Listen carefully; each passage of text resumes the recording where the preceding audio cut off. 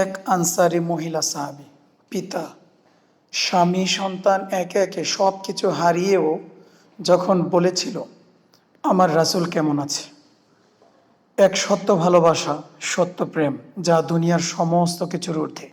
উহুদের যুদ্ধ ইসলামের ইতিহাসে এক হৃদয় বিদারক অধ্যায়। এই যুদ্ধের আগের রাতেই নবীজি সাল্লাল্লাহু আলাইহি সাল্লাম সাহাবাদের নিয়ে সলা পরামর্শ করেছিলেন, মদিনার ভেতরে থেকে যুদ্ধ করবেন না বাইরে গিয়ে। নবীজি চাচ্ছিলেন মদিনাতেই প্রতিরক্ষা গড়ে তুলতে, কিন্তু তরুণ সাহাবাদের উৎসাহ আর বিজয়ের আশায় অবশেষে উহুদের পাহাড়ের পাদদেশে মুসলমানরা রওনা হলো। যুদ্ধ শুরু হলো। প্রথমে মুসলমানদের বিজয় সুনিশ্চিত মনে হচ্ছিল, কাফেররা পেছনে হটছিল, কিন্তু হঠাৎই বদলে গেল পুরো যুদ্ধের মোড়।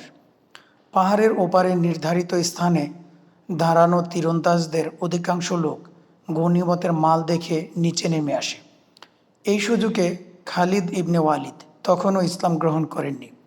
তার কাফেলা নিয়ে পেছন থেকে আক্রমণ চালান। মুসলমানদের সারিতে দেখা দেয় ভয়াবহ বিশৃঙ্খলা। তখনও সাহাবারা জানতেন না আল্লাহর রাসূল সাল্লাল্লাহু আলাইহি সাল্লাম জীবিত আছে কিনা। এই সময়ে এক গুজব ছড়িয়ে পড়ে, নবীজি নিহত হয়েছেন। মুসলমানদের হৃদয় যেন থমকে যায়। একজন সাহাবী হতবিহ্বল হয়ে পড়েন। কেউ বলছে, তাহলে আমাদের যুদ্ধ করে কি লাভ? কেউ আবার বুক চিতিয়ে বলছে, যদি নবীজি শহীদ হয়ে যান তাহলে আমরা কেন বেঁচে থাকব? আল্লাহ তাআলা এই গুজবের সময়ে সাহাবীদের ঈমানের পরীক্ষা নেন। পরে কুরআনে এই বিষয়ে আয়াত নাজিল হয়। মুহাম্মদ তো একজন রাসূল, তার পূর্বে অনেক রাসূল অতিবাহিত হয়ে গেছে। অতএব সে যদি মারা যায় বা শহীদ হয়, তবে কি তোমরা ফিরে যাবে দিন থেকে? সূরা আলে ইমরান। এই কঠিন মুহূর্তে সাহাবাদের অনেকেই নিজের জীবন বাজি রেখে রাসূলুল্লাহ সাল্লাল্লাহু আলাইহি সাল্লামকে রক্ষা করেছিলেন। তেমনি এক নারীও ছিলেন এই যুদ্ধে, এক আনসারী সাহাবিয়া। তার নাম অনেক বর্ণনায় পাওয়া যায় উম্মু আম্মারা, নুসাইবা বিনতে কাব, কিংবা অন্য রিওয়ায়াতে এক আনসারী নারী হিসেবে উল্লেখ আছে। এই নারীর জীবনের সবচেয়ে বড় পরীক্ষার দিন ছিল এটি। যুদ্ধ শেষ হয়েছে। মদিনার পথে একের পর এক শহীদদের খবর আহাজারি পড়ে গেছে। এই নারী তখন রাস্তায় দাঁড়িয়ে। এক লোক এসে বলেন, তোমার স্বামী উহুদের যুদ্ধে শহীদ হয়েছেন। তিনি বলেন, আলহামদুলিল্লাহ, কিন্তু বলো রাসূল সাল্লাল্লাহু আলাইহি সাল্লাম কেমন আছেন? অন্য একজন এসে বলেন, তোমার ভাই শহীদ হয়েছে। তিনি আবারও কাপা গলায় প্রশ্ন করেন, রাসূল সাল্লাল্লাহু আলাইহি সাল্লাম কেমন আছেন? এক তৃতীয় ব্যক্তি এসে বললেন, তোমার পিতা মারা গেছেন। তার চোখে জল আসলেও মুখে একই কথা, আমার রাসূল কি ভালো আছে? সবশেষে কেউ এসে বললেন, তোমার ছেলেও শহীদ হয়েছে। একজন নারী, যিনি একে একে হারিয়েছেন তার জীবনসঙ্গী, ভাই, পিতা এবং পুত্র, তবুও তার মুখে শুধু একই জিজ্ঞাসা, রাসূল সাল্লাল্লাহু আলাইহি সাল্লাম কেমন আছেন? এই কথার পর কেউ তাকে ইশারা করে রাসূল সাল্লাল্লাহু আলাইহি সাল্লামের দিকে দেখিয়ে দেয়। তিনি তখন ছুটে যান, চোখে পানি, হৃদয়ে ধ্বংসস্তূপ, তবুও মুখে হাসি। রাসূলকে দেখে তিনি বলেন, আলহামদুলিল্লাহ, আপনি তো ভালো আছেন, এতেই আমার সব দুঃখ দূর হয়ে গেছে।